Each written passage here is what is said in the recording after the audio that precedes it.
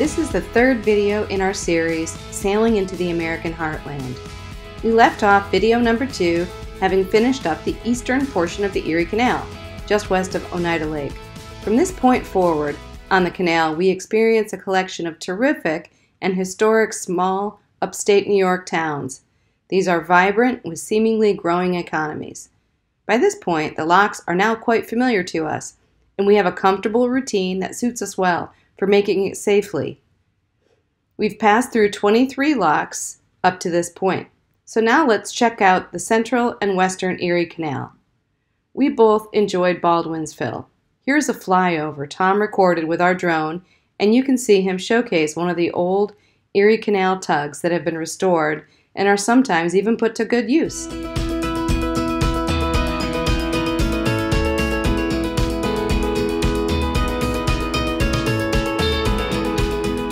You can see we are just beyond Lock 24, which is situated right in the downtown of Baldwinsville. On the left, you can see Thalia tied up along the canal wall. She's the fourth boat back.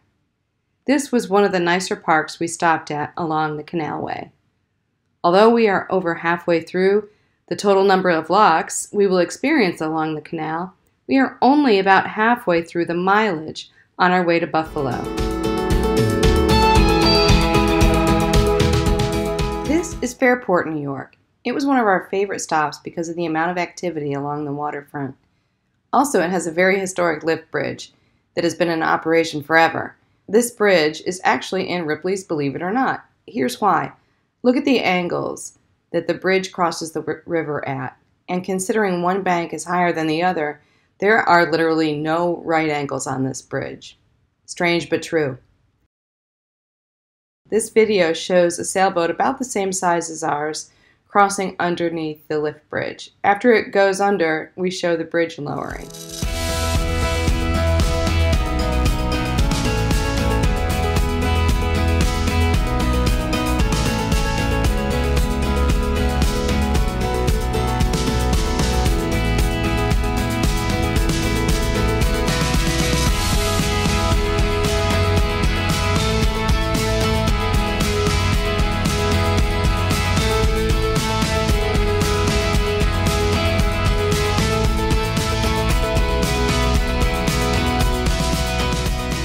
Our all-time favorite town had to be Pittsford, New York. There is a bike path coming into and leaving this town that we took full advantage of. There are two distinct and equally nice commercial areas, one along the canal, where the town had the foresight to encourage redevelopment of old warehouses, grain silos, and other previously out-of-use buildings into what is today restaurants, trendy business offices, and cute boutique shops. The other commercial area is the original downtown of Pittsfield, which is a quick walk from the Canalside Park we tied up at.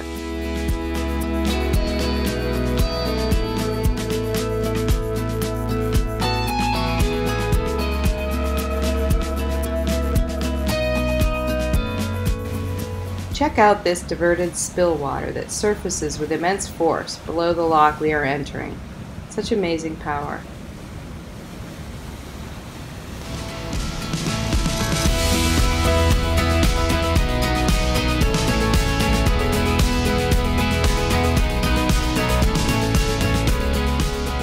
This is Tom, and I hopped in the dinghy to give you a little bit of a perspective of what it's like to be on the water on the canal. So we had our outboard engine on our dinghy, so I thought it'd be a good chance to hop in the water. It's been kind of a boring run the last couple hours. We kind of head straight through the canal west of Rochester, which is a cut through the rocks. So it's kind of a little bit of a bore.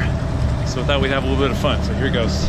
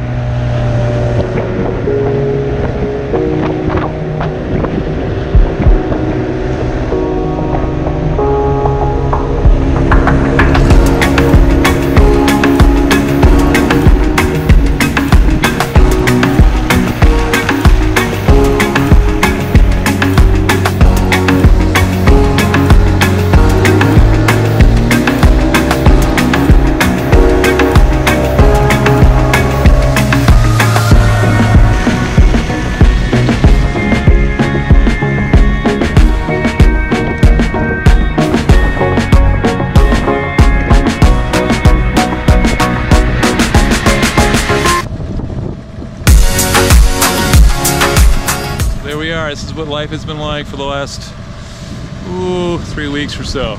Motoring along. Slow but sure.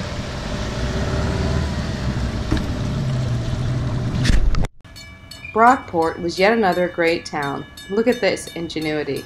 The bridge needs to lift often enough that the engineers wanted a solution for pedestrians while the bridge was up and boats were passing underneath. They put stairs to, well, almost nowhere, and there is a gate arm that is shut until the bridge reaches its top height and the bridge walkway matches the height of the stair platform. You gotta love it.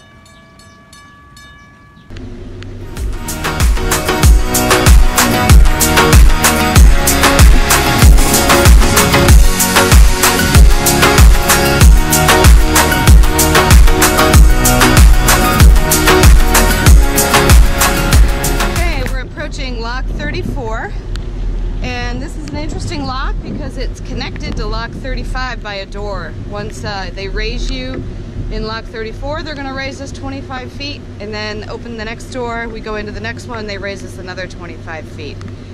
And this is a pretty cool area. It's called Lockport, and you can see to the right when we get around the corner, and I'll show you some pictures of it later, that there's an old series of 5 locks that that used to take the boats up when the boats were a fair bit smaller than they are today.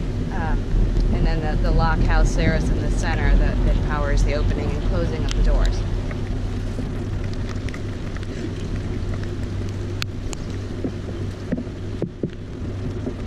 There's a power generation plant over to the left. They divert a huge amount of water through there, especially at night when they're not using the locks.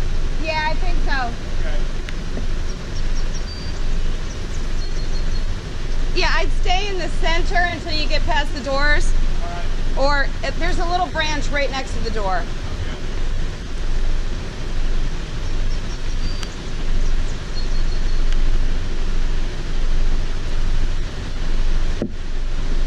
Always ominous when you see like a sill straight ahead of you that they're going to raise you over eventually, and then the waterfalls.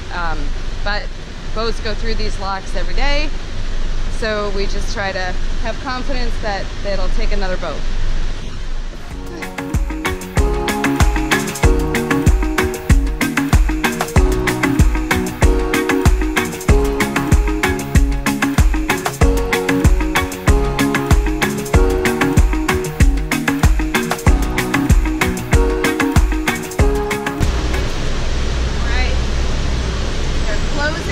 Behind us.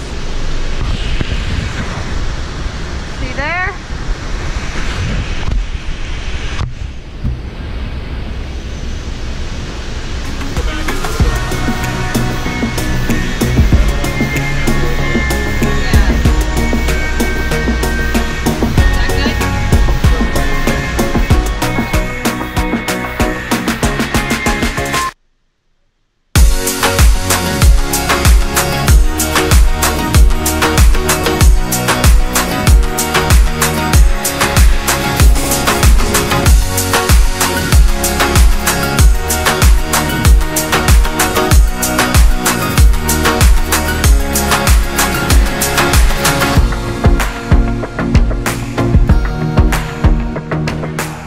This is the top of Lockport's second lock, Lock 35.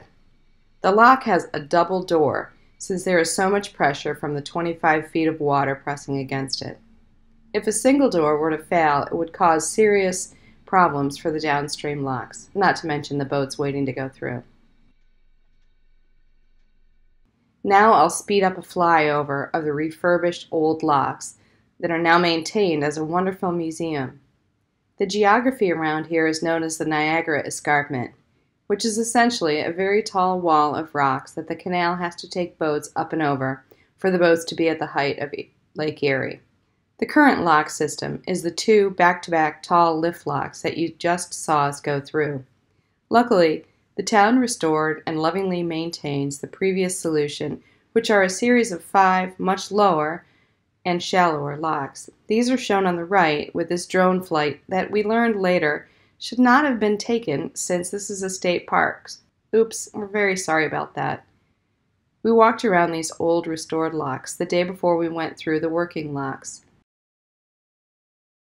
Here we're finally stepping our mast. Yay! And yes, that crane is in tough shape, just as it looks. That's a long story. See our blog for the details if you're curious. We'll put a link to our blog in the video description. Alright, so we just came out of the Erie Canal, down over in that direction. It's kind of like nondescript. And of all places, we're in the Niagara River, which goes right down there, eventually into the Niagara Falls, a couple miles down. So we're going to stay away from that area. Too bad we don't have such a powerful boat like that, and we could just blast our way through, but we're going along here super slow. But we're headed up to Buffalo, I guess over to Buffalo, and it's a typical rainy day. Seen a lot of rain, but the sun usually comes out later at some point. So anyways, and we're being skippered by our able captain, Karen. We spent the 4th of July tied up along the Buffalo waterfront and had a great time. This completes this episode. Join us next time for our foray into Lake Erie, the first of the Great Lakes we'll explore this summer.